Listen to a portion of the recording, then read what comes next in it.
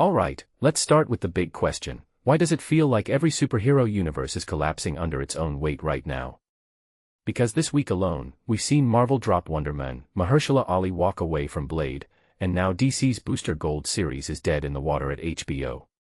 But here's the twist, this isn't just another development hell story. This is about how even the most ambitious superhero plans crumble when you ignore one key ingredient: identity. Let me explain. So, Booster Gold.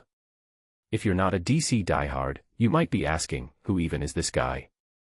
And that's exactly the problem. Unlike Batman or Superman, Booster isn't a household name.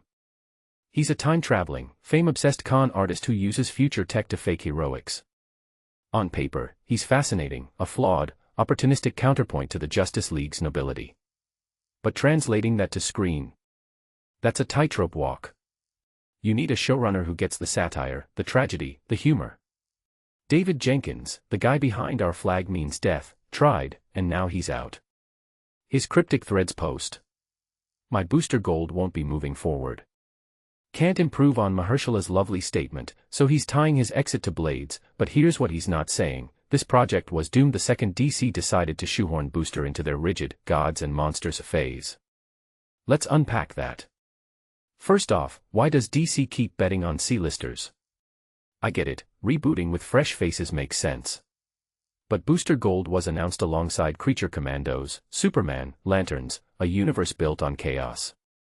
And yeah, Supergirl flopped, Clayface is still a question mark, and now this. What's the pattern? They're trying to play Marvel's game but with zero MCU-level groundwork. Marvel spent 10 years turning Iron Man into a cultural icon. DC's giving us a football player turned time thief in a Reagan-era origin story.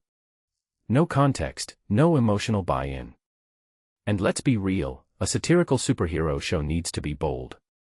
Jenkins' Our Flag Means Death nailed absurdity with heart, but DC's DCU.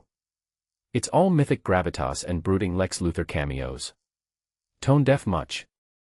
Here's what people miss about Booster: he's not a hero, he's a cautionary tale. A guy who exploits tragedy for clout. In 2024, that's perfect. We live in an era of influencer culture, parasocial chaos, and performative activism. Booster's the ultimate Instagram superhero. But DC's approach? Use future tech to pretend to be a hero. That's the plot, not the subtext. Without digging into why we're obsessed with fame, why we excuse flawed saviors, the character's just a gimmick. And if you're not exploring that, what's the point? Now, let's talk about showrunners. Jenkins' exit isn't just a hiccup, it's a red flag.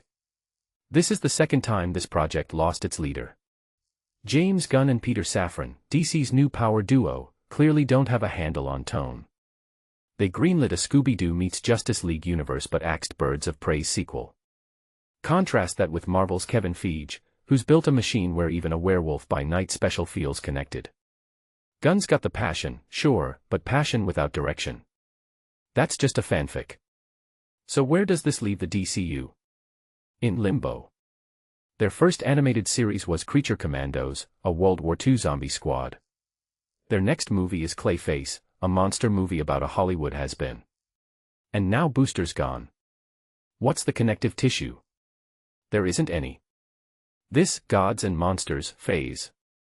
It's just monsters and confusion. Meanwhile, Marvel's rebooting the X-Men with Deadpool and Wolverine, a movie that's literally about fixing timelines. Meta, right? Personally, I think DC's chasing shadows.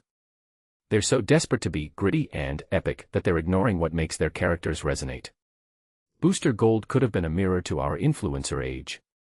Instead, he's another casualty of a studio trying to out-MCU the MCU without understanding why the MCU works. And here's the kicker, this isn't just about one show. It's about a lack of vision. So while Jenkins moves on to greener pastures, I'm left wondering, will DC ever learn? Or are they just gonna keep throwing future tech at the wall and hoping it sticks? Let me know what you think. Is Booster Gold's cancellation a blip or a symptom of a bigger problem? Drop your takes below. And if you're still hungry for superhero chaos, maybe hit that subscribe button. This isn't the last we'll hear about DC's struggles, I promise.